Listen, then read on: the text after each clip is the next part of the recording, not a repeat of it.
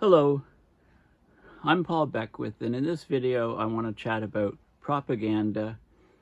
I'll talk a little bit about some of the prior use of propaganda, mostly, at wartime. I'll talk about some of the about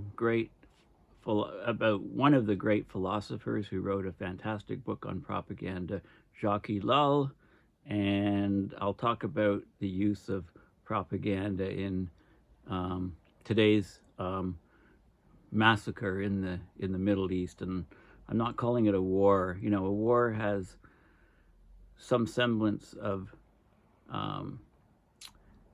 equitable forces opposed against each other. This is just a slaughter. This is one of the most sophisticated militaries in the world. Completely massacring a whole people, and you can clearly see. I don't see there's other ways to talk about it. I mean, when I see the phrase the war, the Israeli Gaza war, or the Israeli Palestinian war, it's not a war. It's one-sided. It's a massacre, and this is one of the things. Many of the conflicts today are so one-sided. It's just slaughter. It's not a war. Okay, so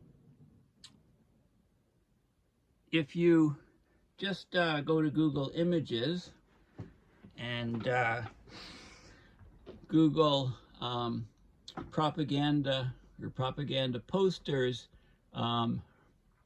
you can see lots of stuff here. Okay, so some of these you'll probably recognize. Destroy the mad brute, enlist. We can do it. This is very famous. To get women to work in factories, in armaments factories. He volunteered for the submarine service, so he's a hero. He gets all the women, pretty women. Lend your 5 shillings to your country and crush the Germans. That's probably a World War I sort of thing. And so on.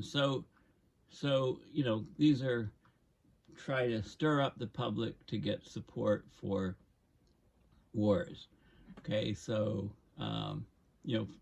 play around with Google with the topic propaganda posters, propaganda throughout history, and you can get lots of really good images of what's been done, because this is not a new thing. It's been used as a powerful weapon throughout history.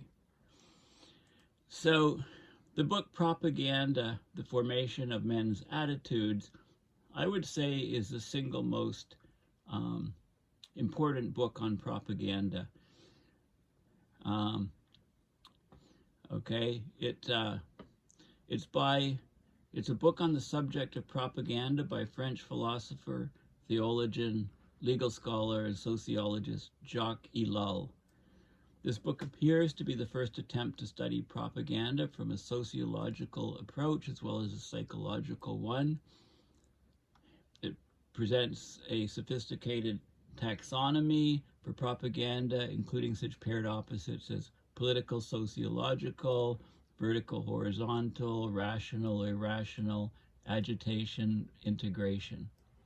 Okay, so there's lots of Elul's theories about the nature of propaganda to adapt the individual to a society, to a living standard, and to an activity, aiming to make the individual serve and conform. Okay, so it's an excellent book. Regardless of the state, propaganda should be viewed as situated at the center of the growing powers of governmental and administrative techniques.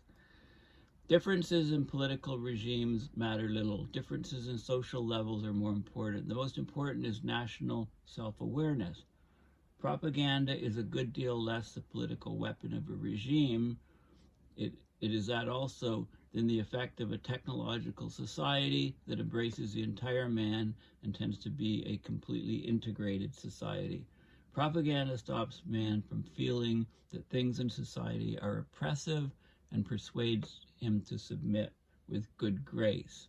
So it talks about the psychology, the sociology, the external characteristics, the internal characteristics, the four great collective sociological presuppositions in the modern world: that an individual's aim in life is happiness, that man is naturally good, that history develops in endless progress, that everything is matter. The collective myths exist there of work, of happiness, of the nation, of youth, of the hero. Okay, so it talks about, it really breaks it down. It's an excellent book to read, and go to your used bookstore and pick up a copy. It's very relevant for what's happening today. Jacy Elul also wrote a book called The Technological Society. It was originally published in French in 1954, translated to English in 1964. Again, it's all on technology. It's on the idea of the technological society. Modern society is being dominated by technique, which was his term for technology. And technology is ultimately focused on the concept of efficiency. Okay, and again, it's an excellent book. There's lots written about Jacy Elul, about the man, the philosopher, the sociologist. A Betrayal of Technology, A Portrait of Jacy Elul, 1996, an interview, propaganda. There's brilliant stuff with him. I mean, there's a Jacy Elul Society, International Jacy Elul Societies. I went to a Jacy Elul conference shortly after I read the book on propaganda at the philosophy department at one of the local universities. It was an excellent weekend conference. Okay, so we need to really try to think logically on what's going on as opposed to emotionally, because we're all being carried by these images and emotions of the horror that's been unfolding over the last few weeks in the Gaza Strip with the Palestinian people. So I wanted to refresh my memory on that region. So I got this book called Palestine, Peace Not Apartheid, written in 2006 by Jimmy Carter, just as the wall was going up around Gaza. Okay, and there was also a wall in the West Bank to separate Palestinians from Israelis. Okay, so this Jimmy Carter got the Nobel Peace Prize. He traveled extensively to the Middle East. He met with many political leaders, many people of different parties, many defense people, took very good notes and wrote a book about all of his experience. And he was always trying to get peace in the Middle East. He hosted talks between Begin and Anwar Sadat that led to the Egypt-Israeli peace treaty. And this is the Camp David Accords. Okay, they had peace talks in Camp David, and he got, there was a Egypt-Israeli peace treaty signed in Washington, 26th of March, 1979, following the 1978 Camp David Accords. He argues in the book that Israel's continued control and construction of settlements have been the primary obstacles to a comprehensive peace agreement in the Middle East. And he got widespread critical acclaim for his book. The ultimate purpose of his book is to present facts about the Middle East that are largely unknown in America, to precipitate discussion and to help restart peace talks that were now absent for 6 years, as of when this book was written in 2006, that can lead to permanent peace for Israel and its neighbors. Another hope is that Jews and other Americans who share this same goal might be motivated to express their views, even publicly and perhaps in concert. Okay, so he saw two interrelated obstacles to permanent peace in the Middle East, and nothing has changed. Some Israelis believe they have the right to confiscate and colonize Palestinian land and try to justify the sustained subjugation and persecution of increasingly hopeless and aggravated Palestinians. It looks like the Israeli government at the moment, which is a far right, basically Zionist government, it looks like they want to eradicate all Palestinians from Israel. Their actions are suggesting that. Their rhetoric is suggesting that. They're treating Palestinians as subhumans or subhuman animals, and they talk about turning Gaza Strip into a parking lot. And these are people with the highest positions in the government. Some Palestinians react by honoring suicide bombers as martyrs to be rewarded in heaven and consider the killing of Israelis as victories. So basically, he was talking about this continuing tragedy, back in 2006, and he said that for the peace process to go anywhere, the security of Israel must be guaranteed, number one. The internal debate within Israel must be resolved in order to define Israel's permanent legal boundary. The sovereignty of all Middle East nations and sanctity of international borders must be honored. Okay, clearly this is not happening. Over time, Israel has been encroaching more and more and more on the land that the Palestinians live on, and it's being compressed and cut off and isolated, and it's it's an untenable situation, right? Keeping people in cages, basically an open air prison since 2006, on all sides. They didn't even have access to the ocean, right? Boats in harbors were stopped if they went out too far, right? They're not able to fish. People weren't able to leave, right? And similar in the West Bank. So the apartheid analogy is interesting. There is a clear distinction. Apartheid in South Africa, it was racial. It was, whites versus the blacks. But in Israel, it's not a racist thing. It's really the land. They just want to take the land. Israel wants all the land. They want to leave the Palestinians with nothing. They want to drive them down to no land at all. And that's what all of their actions over the years have been leading to. When Israel does occupy this territory deep within the West Bank and connects the 200 or so settlements with each other with a road, and then prohibits the Palestinians from using that road, or in many cases even crossing that road, this perpetrates even worse instances of apartness or apartheid than we have witnessed even in South Africa. Okay, so some of the key points. Multiple deaths of innocent civilians have occurred on both sides, continue to occur on both sides. Remember, this is in 2006.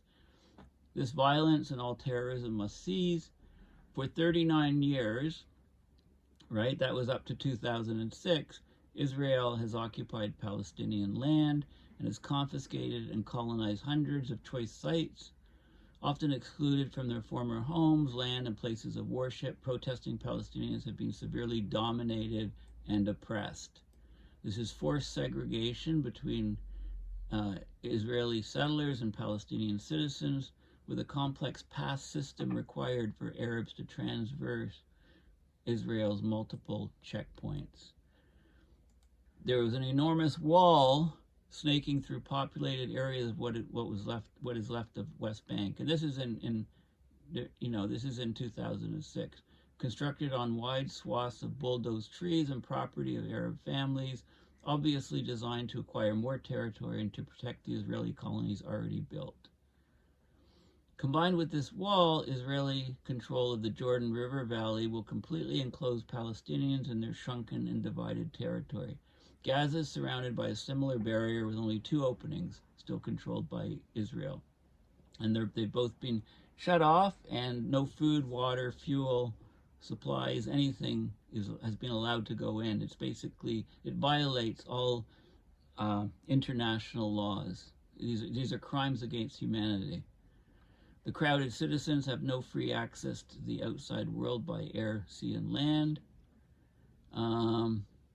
Okay, and it basically, so it talks about the status up to 2006, and the history is very important. So what's happening now with the airstrikes and the complete warning that all people living in northern Gaza Strip have to move southward, over 1 million people, and then basically the infrastructure in that region is being completely and utterly, indiscriminately destroyed. Okay, that's the bottom line. That's what's happening. So just yesterday, there's this church, the St. Porphyrius Orthodox Church. It was built in the 1150s. It's been on the site of an original church from 425 AD. It's a beautiful building, priceless history. The church and monastery were housing more than 500 people, mostly women, children, and babies trying to escape the Israeli bombing. And it was bombed last week, the rectory. This time, and it was bombed again just a couple of days ago. 4 missiles hit the 2 church halls. As many as 200 people may have been killed in their sleep. Many remain under the rubble. Israel is now on a serial binge to elevate the concept of crimes against humanity to a whole new level. They want to erase any cultural, religious, civic footprint in northern Gaza. Churches, mosques, hospitals, raze it all to the ground, expel all residents, and annex it. Now, there was a controversy, I guess, when the hospital was bombed, because when I did that video and I was saying that, it's the 11th reason civilization is collapsing, it was pretty clear that it was an Israeli bomb. I mean, that made sense. I mean, they threatened to bomb. They threatened that if people don't leave the area, they'll be treated as terrorists, even if they're in a hospital or in a church or wherever. And warnings were given that it was going to be bombed. And then, of course, with the carnage and the visit the next day from Biden, right, to Israel, it was quickly turned into a misfire from a Palestinian rocket. And this is where I don't, maybe, okay? I don't know, but it doesn't make sense to me, especially since a few days later they go and they basically bombed this church, which is the 3rd oldest Christian church in the world. Okay? So this is crazy stuff that's going on. Okay? The indiscriminate bombing in the northern part of the Gaza Strip is hitting everything. If you look at some of the images, you can see vast blocks of buildings that were taken down. I read one account of 25 high-rise apartment buildings that were all leveled. Right? It's just, and there's lots of businesses on the ground floors of these buildings. It's just this is self-defense, in quotes, is what Israel is claiming. See, this is absurd. It's like Monty Python-esque. But anyway, let's have a look at some of the other stuff here. There are more, there's, so this is a church, the Church of St. Porphyrius, the oldest church, active church in the city. Let's go back here. Yeah, the oldest active church in the city, in the old city of Gaza. Right? Priceless beauty and a sacred place for people, and bombed. It's the 3rd oldest Christian church in the world. It's destroyed by Israeli airstrikes. And they gave a notice, actually, ahead of time to evacuate, that it was going to be bombed, basically. And then it's bombed, and then the Israeli Defense force says, well, we'll investigate it, puts out a report, says, yeah, maybe we were trying to hit a target next door. All the usual propaganda, They have a set list of items that they go through when things happen. I mean, the destruction of this church is a tragic loss of priceless historical and cultural treasure. Right? It's just, yeah, it's just crazy. You know, there's all kinds of propaganda on both sides that is coming out. So let's have a look at some of the other things that have been happening. So this is an article just from yesterday. And so a couple hostages were released. But there's a couple things that stand up in here.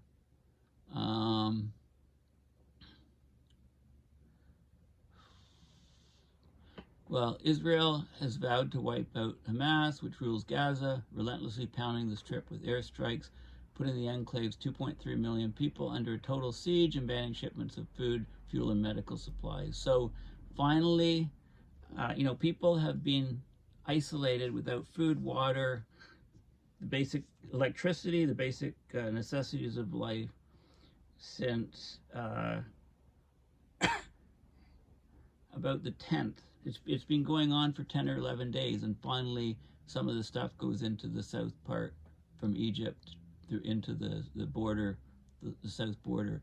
At least 4,137 Palestinians have been killed, including hundreds of children, 13,000 wounded in Gaza. More than 1 million have been made homeless. Okay, so the death count is at least 3 times higher for Palestinians and Israelis now. Okay, and I said when this was starting, what bloodlust does Israel have? How many Palestinians do they want to kill before their bloodlust is satisfied? Now, the original, of course, attack was an atrocity, but you can't answer an atrocity with an even bigger atrocity. But they have the backing of many of the politicians in the West, right? When Bush went, I mean, he could have actually metered back and cautioned Israel and said, you know, you can't just go and, these are war crimes. You can't go and obliterate, you know, the entire region of northern Gaza. But no, he didn't do that. So basically the Israelis, they always seem to have this get out of jail free card. What I try to think of any other country in the world that is doing what Israel is doing now, right? And it's difficult to think of any other country in the world that is doing this. You know, maybe Russia with Ukraine cities, but this goes far beyond that. Okay, Ukraine also has the ability to fight back, right? And you can't argue that Gaza really does. Okay, I just, there's a couple things here. I'm looking for a couple articles, and I don't see it. Okay, the United Nations Humanitarian Affairs Office said more than 140,000 homes, nearly a third of all homes in Gaza, have been damaged, with nearly 13,000 completely destroyed. Okay, I mean, this is just a complete and utter massacre. You know, how much longer will it go on for? So I'm going to go through some of the things I've been posting on my site. Okay, so here's an article that was about the Gaza district that was leveled, where the Orthodox Church was hit.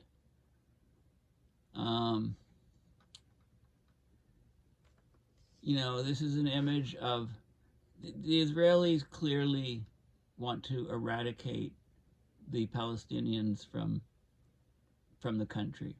I mean, their actions are aiming to do that. You know, here is a cement truck filling a well. the fact that you think Israel poured concrete into a water supply is absurd. And then here's a bunch of links saying, yes, Israel actually poured concrete into Palestinian wells. It was reported by a variety of sources, including video proof. And of course, Israel will try to play victim here, but let's not forget their brutal occupation for the last 75 years started with the Nakba, the displacement and ethnic cleansing of hundreds of thousands of Palestinians. Ever since the founding of the Jewish state of Israel, Israel has engaged in military campaigns to continue its expansion and ethnic cleansing, killing thousands of Palestinians, mostly civilians, in the process. One example is Operation Protective Edge, whereby 70% of the casualties were civilians. Okay, so, this is going back, many years. Okay, Google the USS Liberty. Okay, this is an American ship that the Israelis, this is the USS Liberty. It receives assistance from units of the 6th Fleet. She was attacked and seriously damaged by Israeli forces off the Sinai Peninsula on 8th of June, 1967. Okay? The history seems to show that they knew it was an American ship and they attacked it, basically. The Israelis attacked the ship. Okay?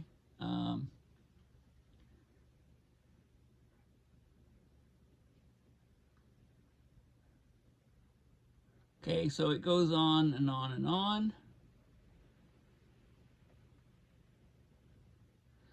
And I guess I wanted to show you some more of the propaganda things, but let's see here. Yeah, I want to get off here. Okay, so, here's some things to show you. Basically, these are some facts. Palestine, the human cost. Between 2008 and 2021, the conflict has killed 23 Palestinians for each Israeli. So the death ratio, 23 to 1. Okay. Children, 22%. Women, 10%. Men, 66%. Civilian settlers. Okay. 39%. Civilians, 13%. Security forces 48%. This is on a year-to-year basis. Okay, these are the Palestinians killed. These are the Israelis killed. At least 121,438 Palestinians and 5,682 Israelis have also been injured. Okay, and this is this was the pre-British mandate of Palestine. Jewish controlled were the blue areas. In 1948, Israel, 750,000 Palestinians were expelled by Zionist military forces. Palestinians, basically 78% of historic Palestine became Israel, the Nakba. Now these borders then basically started to shrink. So during the June 1967 war, Israeli occupied all of historic Palestine and expelled a further 300,000 Palestinians from their homes. The Oslo Accords, 1995, the occupied West Bank was divided into 3 areas, A, B, C.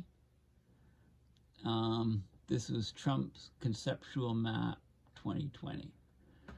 Okay, so we're talking about massive shrinkage here. More information on, but sir, it's an American ship. Never mind, hit her when Israel attacked the USS Liberty. Okay. The Americans have findings that show our pilots were aware the ship was American, a newly published document by the State Archives says. Okay. No matter who it is, like the dehumanization of the other side is absurd. here's a defense minister of Israel. I have ordered a complete siege on the Gaza Strip. There will be no electricity, no food, no fuel. Everything's closed. We are fighting human animals, and we act accordingly. Okay? You know, some other ideas. Gaza must turn into a parking lot by tomorrow. Okay? Right? The language is just crazy. Now, if you remember back to the Gulf War, there was this young woman testified that the Iraqis had gone into hospitals and unplugged incubators and let kids die, babies die. This woman was the daughter of Kuwait's ambassador to the U.S. Her testimony was organized as part of a Citizens for a Free Kuwait public relations campaign.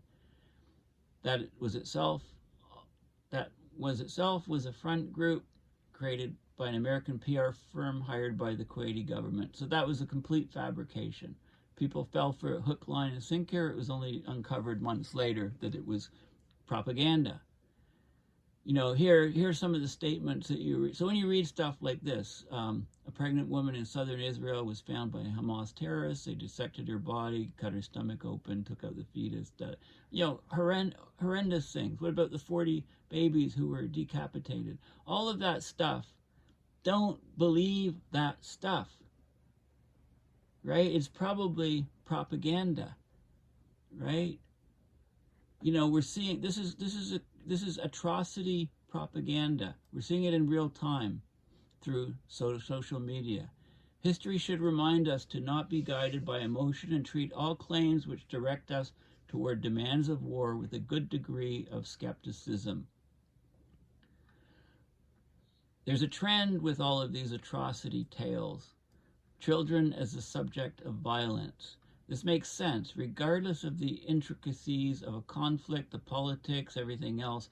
If one side's slaughtering children, they are obviously irredeemably evil. Who could defend baby killers? So here's a graphic. Companies of the rebels meeting with the English flee for their lives, maybe, falling down before them, crying for mercy. Pitchforks, you know, into children's bellies, lifted them in. You know, this sort of thing, right? You know, the propaganda sees, and then it infuriates people, of course. You know, these are, so don't believe them without, you know, hold your judgment on them for days, and then you'll see that most of them are proven false. Most of them are propaganda.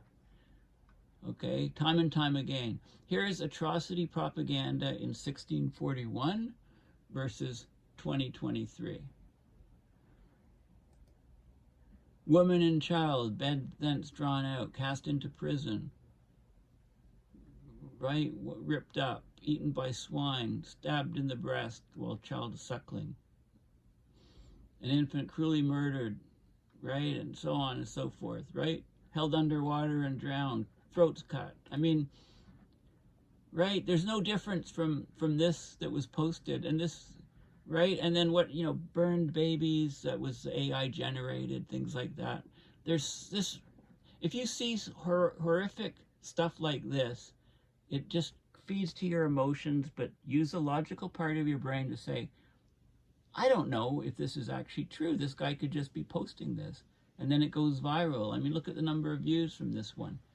Right? Most of these are proven false. They're just propaganda. It's atrocity propaganda.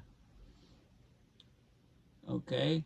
Here's a Holocaust survivor describing the Israeli-Palestinian conflict as the longest ethnic cleansing operation of the 20th and 21st century.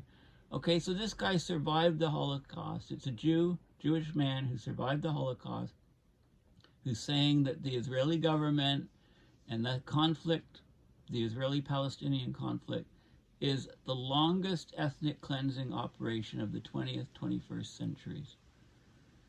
Okay?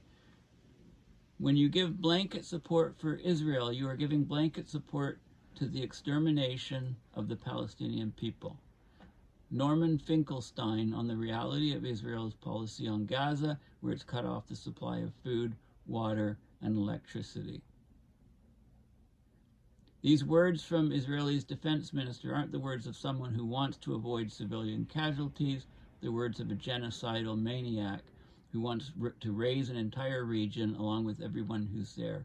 Remember, they are human animals to him. Okay? I mean, like these people are leading the government in Israel. Okay, and I'll come back to that. It's an entire nation out there that's responsible. This is the quote from Israeli president who says there's no civilians in Gaza. Half the population in Gaza are children. The Israeli government continues to use the language of genocide, and the world leaders in the West line up behind them and cheerlead, basically. Israel thinks it can shame us into allowing them to lie to the world by invoking the Holocaust. Okay, this is the key factor. The 40 beheaded babies story, Israeli told the world that it's fake. Right? I mean, right? It's just fake. Here's the burnt baby corpse. This guy, Ben Shapiro, one of the worst zealots for Israel. This was an AI-generated fake image. Right? Who knows? Maybe he generated it himself, or maybe he's just sharing it. I don't know. Right? And it goes on and on and on. A new poll this week showed that support for Israel is cratering among young Americans. There's been a staggering collapse in support for Israel's recent actions in Gaza. It fell from 81% among those over 65 to just 27% among the 18 to 34-year-old demographic. Okay, so this was a poll, CNN poll, October 12th, 13th, right? 81% support. Israel's military response to Hamas attacks is fully justified by age. Now, this was on the 12th and 13th. So even then, only 27% of young people agreed with that. So 44% of people 35 to 49 agreed with that. So you can see, and there's also concern in the U.S. military that soldiers are no longer willing to fight Israelis' wars. Okay, this is a potential disaster for Israel since it's highly reliant on support from the U.S. Okay, it's receiving billions of dollars in direct aid from the U.S. Okay, so there's lots of stuff here. Huge amounts of military aid. So the question is why? Okay? Why is the U.S. government, because it's not all the people in the U.S., of course. There's huge protests in support of Palestinians. So why are governments just basically cheerleaders? Bush goes down there, hugs hugs Netanyahu, promises them more aid, says Israel has the right to defend themselves, and then they go and this was after a hospital was destroyed, and then a couple of days later the third oldest church, Christian church, is destroyed, and it goes on and on and on. Okay, so it's just brutal. So I follow this guy Keith Woods on X, and he's got excellent points about a lot of different things. He's so just yesterday, the Palestinian Red Crescent Society, they received a threat from Israel that it will bomb the Al-Quds hospital. It holds over 400 patients and more than 12,000 civilians already displaced by Israeli bombing. Okay, so they got the warning, and it's still standing as far as I know. But these are Jewish people in the U.S. government, and somebody posted a link saying there's more and more, I think from this basis. Let's just click on this.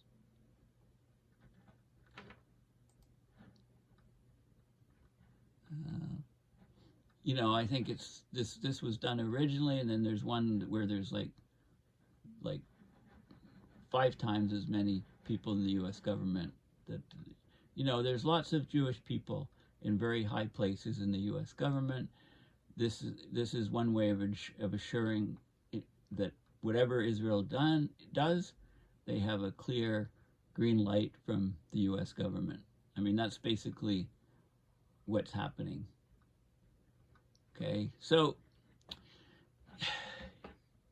I guess the main questions are, you know, how's this thing going to end?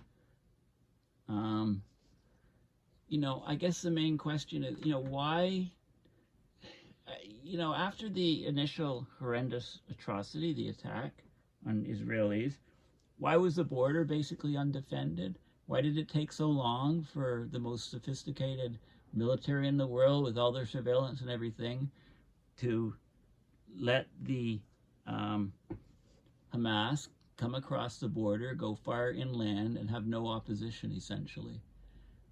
You know, and they were told this was going to happen. They were told something big was coming down by Egypt. The government, Netanyahu, was told this, and nothing happened. You know, why? So why? Ask questions. Why?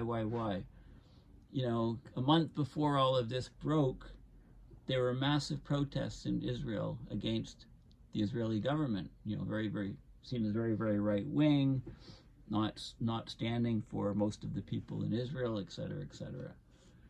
Right? So remember that in context. And so I guess the question I have is, you know, what's really at the root of all of this? Okay, I think is all of the cheerleaders for Israeli government in the West is a huge issue. It's a huge problem. It enables Israel to do whatever they want. Like I said, think about what other country in the world would be getting away with committing all of these atrocities that violate every convention. You know, they're war crimes. What other country would get away with that? And not only that, be cheered on by Biden in the U.S., by, you know, Canada's government, by Australia's government, by many governments in the West, right? Some of them are starting to sit back and say, well, wait a minute, you know, what's going on now is unacceptable. Right now, the Liberal Party in Canada is split because half of the Liberal people, they're saying, well, we need a ceasefire. This can't continue to happen. This is just a massacre. So, I mean, the bottom line is that, you know, is that Jewish people were massacred in World War II, right? Hitler tried to eradicate all the Jews in Europe, in countries that he occupied, took over, right? Over 6 million people killed in the gas chambers in the Holocaust. Okay, so the world failed the Jewish people, basically, because there were signs in the 30s before the war broke out that this was sort of coming to happen, right? But the Western countries weren't scot-free. There were large pro-Nazi rallies in just about all of the Western countries in the 30s, you know, before the massacres were occurring of the Jewish people, right? So, you know, the Pope met with Nazis. The Ford Motor Company, you know, got contracts with them, right? There were parades, and there were stadiums were filled in New York City and other places for pro-Nazi rallies in the 30s. Like, the history is very important to know, or to at least be aware of. So after the Holocaust, the world basically felt sorry for Israel. It says Israel needs a homeland, and they created the homeland in where Israel is now, right? They basically created the homeland and isolated, you know, certain areas like the Gaza Strip and the West Bank for the Palestinians. and they've supported, unquestionably have supported Israel since, and that continues to the present day. Okay, so it all goes back, stems back to that. I mean, this is the history of it, right? Israel can basically get away with any atrocity that they want to, and then they can propagandize it and say, well, they, there's a whole hierarchy of things that they say to try to justify their actions. But any independently minded person with a good heart can see that this is wrong. Israel can no longer have this get out of jail free card. They can no longer, how can they, like our, this is going to be the trigger point for World War III. It may be getting close to that. I'm actually surprised that there's not more pushback from the Arab countries. I mean, they're starting to be, but, and this is one of the reasons I think that the ground invasion hasn't happened yet, because there's a lot of, but so Biden did no favors to Israel and no favors to the world when he made his trip and hugged the leaders of Israel and said they'd support them, and then said the hospital was a misfire, and I've seen a lot of information on it, and I still think that it was, the simplest explanation is probably true. It was an Israeli bomb. I mean, I heard the sonograms, the sound signature of the attack, and it doesn't sound like it just, and from the Doppler change of the sound, you can actually say which way the object that hit the hospital was coming from, and it wasn't coming from the west. It was coming from the Israeli side. Okay, this is physical proof. I mean, are we ever going to see the so-called proof that the U.S. has or that Israel has?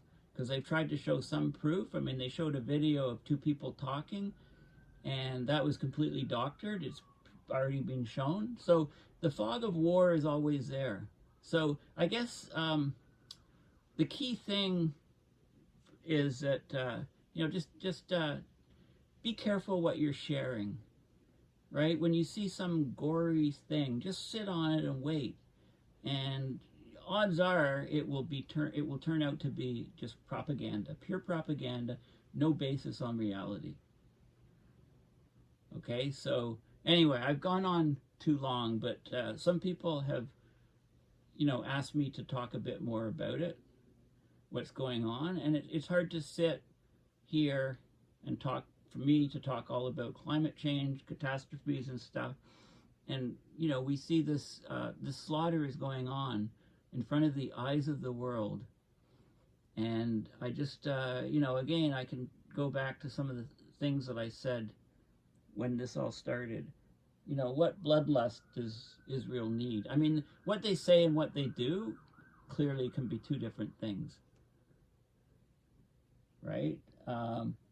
They say that they need to go in and they need to completely raise, the northern parts of the Gaza Strip, flush out everybody. Everybody there is a terrorist, is what they're saying. And yet they continue to stay at the border and not cross, because that really, I think it really does risk a world war. I think many Arab countries are just completely fed up. And I think that people in Western countries are really questioning the stance that their governments are taking. So, I mean, Biden actually, I think, looked quite pathetic in the press conferences when he was in Israel. He was reading from notes, basically, and he was just like a cheerleader for Israel, and yet Israel is committing all these war crimes. And they asked Blinker or Binker or whatever, is this a war crime? And he wouldn't answer the question. He sort of skated around the question. I mean, it's not an opinion whether it's a war crime or not. Go to the UN and read what war crimes the definition is, and cutting off food, water, fuel, electricity to a whole group of people. Like, it's a heinous war crime. It's 2.3 million people, for God's sakes. So, anyway, how is this all gonna pan out? I don't know. I mean, I have some ideas, but I've gone on for long enough in this video. So, thanks for listening. Okay, bye for now.